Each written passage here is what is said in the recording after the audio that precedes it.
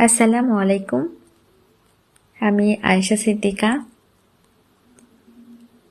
আবৃত্তি করছি পবিত্র মোহন বাগের লেখা কবিতা পাহাড় দেশে।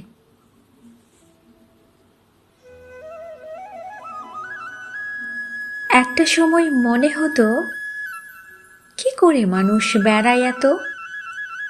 পাহাড়, নদী, ঝর্ণা কি এতই সুন্দর? পাহাড়ের রাস্তা দেখে ভয় কাঁপে অন্তর। তারপর একদিন ছুটলাম পাহাড়ের দেশে। সেখানে পৌঁছে মনের রূপান্তর হলো এক নিমিষে।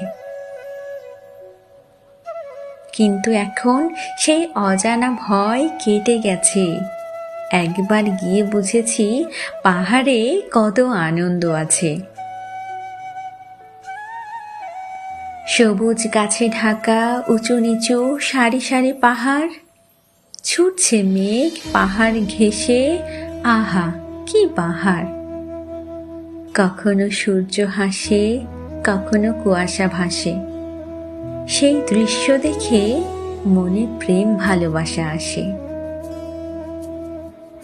দেখে যেন মনে হয় স্বর্গ নেমে এসেছে হেথায়।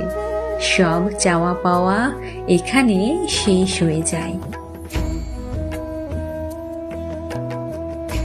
জানালার ফাঁক দিয়ে দেখি সিঁড়ির মতো সজ্জিত বাড়ি, বিস্তীর্ণ চায়ের বাগান আর গগনচুম্বী গাছের সারি। কুয়াশা যেন ভালোবেসে হাত বাড়ায়, বৃষ্টি আর রৌদ্রের খেলায় মন ভরে যায়।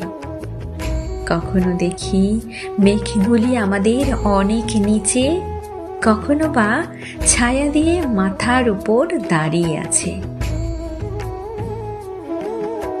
আঁকাবাঁকা পথে নাগরদোলার মতো ওঠা আর নামা, সবুজ পাহাড়ের মধ্যে আছে এক অনির্বচনীয় মহিমা।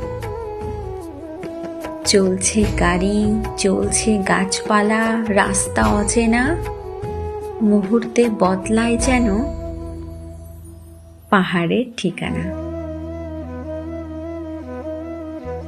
ধন্যবাদ।